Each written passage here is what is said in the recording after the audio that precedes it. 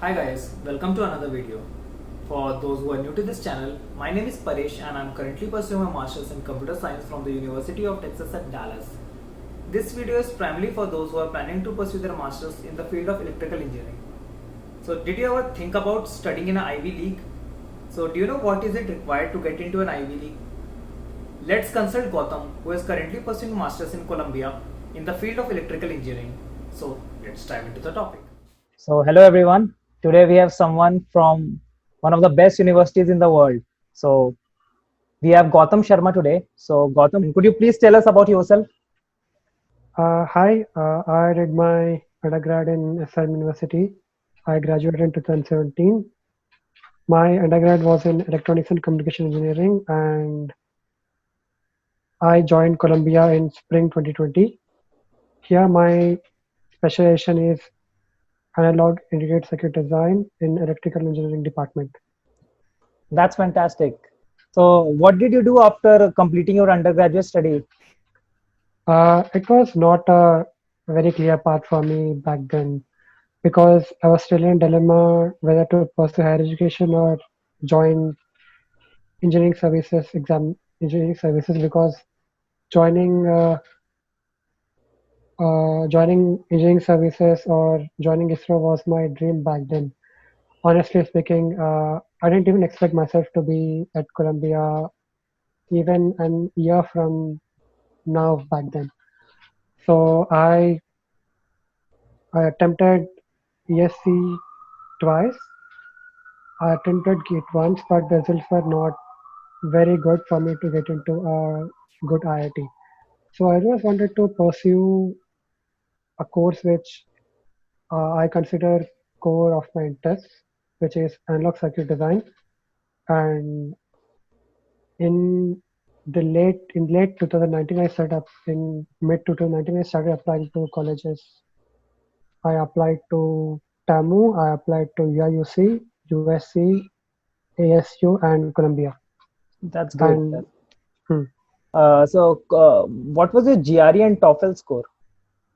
my GRE was 315. Okay, Uh, Particularly in quants, I got 163, and verbal it was 152.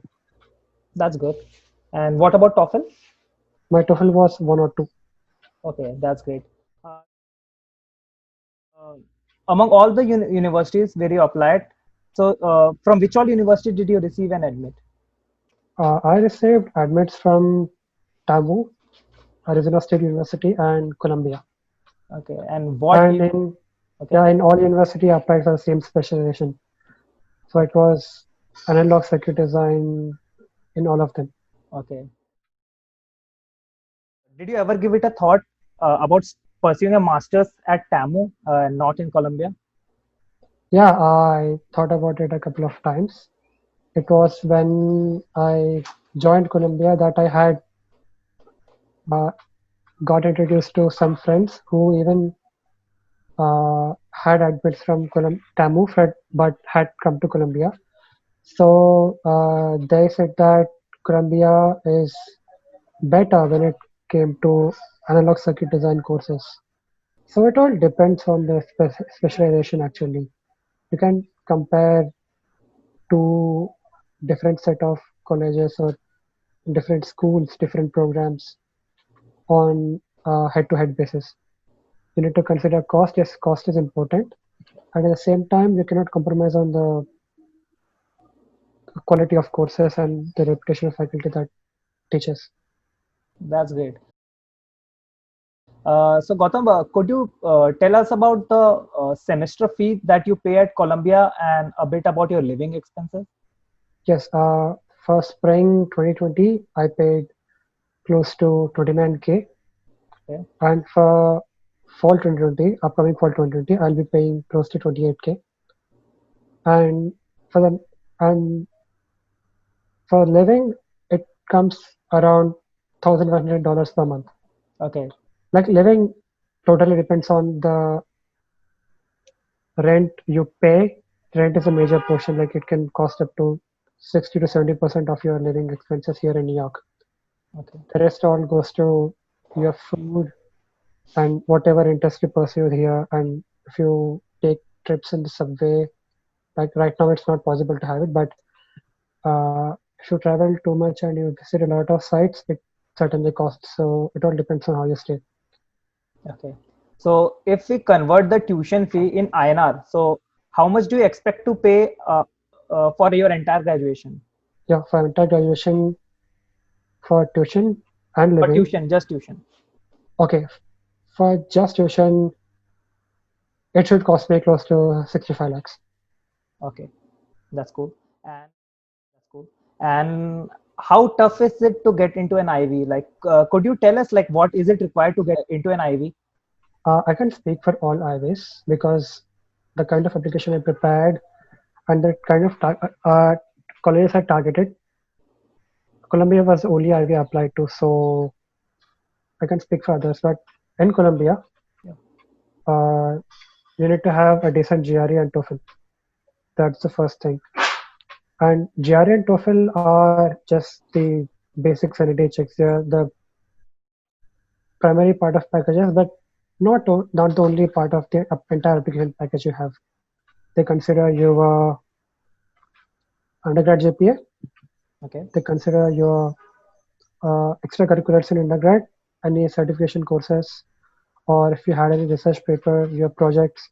Breaks in research paper, I feel, have uh, uh, acted in my benefit here because uh, my project, my minor and major projects in my third and fourth years, they were one of the best in my department. They were judged one of the best in my department, and I published my paper in IEEE conference after I graduated. So I think even the paper helped me stand out from rest of the applications. Okay. And could you tell us about the RA and TA opportunities at Columbia?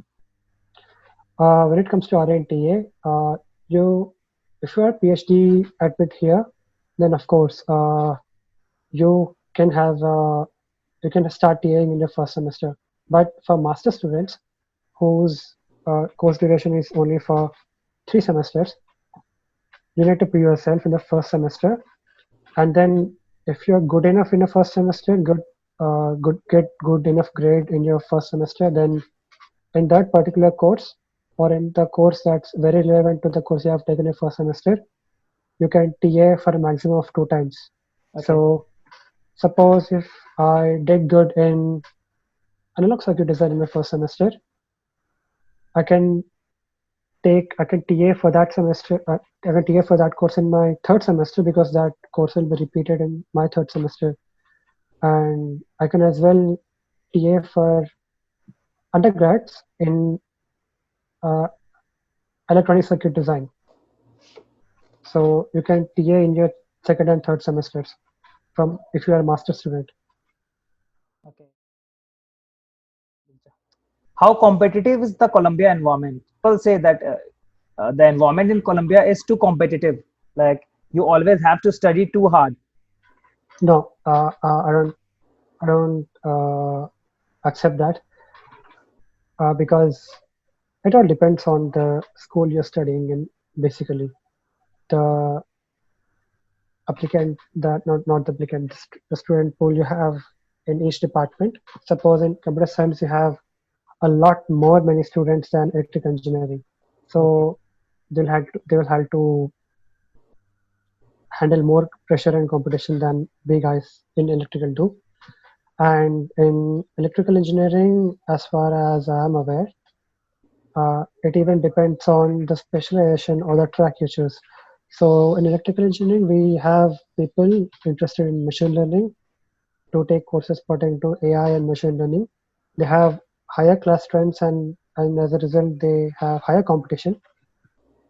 For my specialization, analog circuit design, our class strength ranges from roughly between 15 to 25.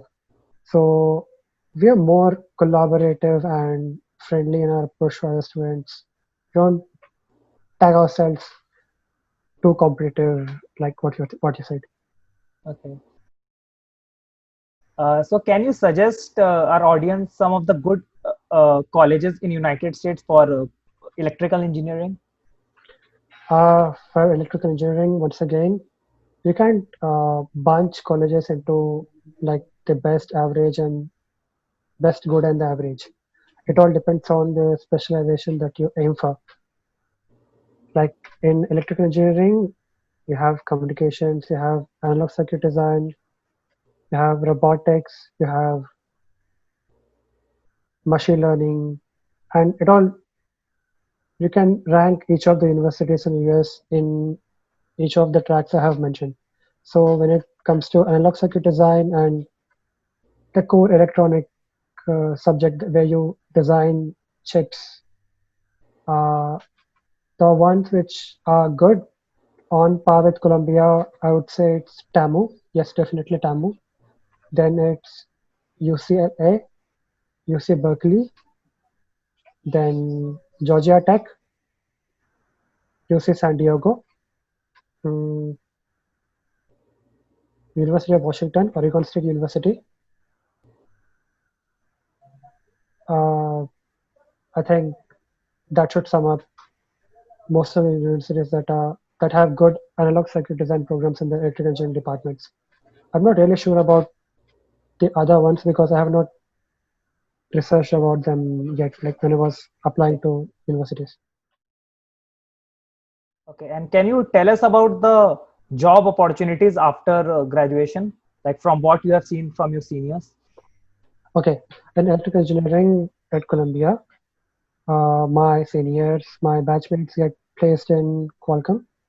They got placed in Unlock Devices, Broadcom. Few got placed in digital design roles at Apple, Oh, and many get placed in startups. People do get placed if they work hard, and we have a very good placement department which helps us coordinate talks with our seniors there and helps us get to know we need, what we need in our profiles, which courses to take to actually get a slot in the interviews. that's great. So, Gautam, what is it like to study in an Ivy? Uh, I can't speak again. I can't speak for all IVs because I haven't done an undergraduate in my IV. But as far as I like, in the times I spent here, the course load is pretty hectic. Like I had, like people usually have 3 courses in a semester in other colleges in their 4 semester program. But since Columbia is a 3 semester program, the master's program here, we had to have we have to add 4 courses per semester. For the first semester, it's four. For the second semester, it's four, and for the third semester, it's two. For 10 courses in total to achieve the total number of credits, 30. So, the usually in electrical engineering, the starter courses will be offered in fall. Since I did in spring, I didn't have any option to choose those starter courses, so I had to choose uh, a couple of advanced level courses, but I could somehow manage it and Okay. by giving it a try. So, the last question which I have, so what advice would you like to give to those students who are planning to pursue their masters in a field related to electrical engineering? Okay, first and foremost, you need to be clear about what you want to pursue and what courses you would like to take. Because there would be many scenarios where a college is very good in offering a certain number of courses, but does not offer all the courses that you want in your specialization in the area that you are interested in. So do a research thoroughly. Do your research thoroughly. You can even take a couple of months, ask seniors, contact people who are studying there, people who have graduated there through LinkedIn, and uh, you need to be absolutely sure to zero in down in the colleges that you're going to apply because application fee is expensive, and if you can afford, yes, you can apply to 10 colleges, more than 10 colleges. But I feel after thorough research and after thorough research of what you are capable of and what the college expects from its applicants, you may even narrow it down to 5 or 6. That would be more economical in when you apply. So thanks a lot, Gautam. Thanks for interviewing with me. And guys, you can follow Gautam on LinkedIn. So you can find his LinkedIn profile in the description below and reach out to him if you have any doubts. So thanks a lot, Gautam. It was Thanks, great Paresh. connecting with you. Yep. Thank you. Thank you.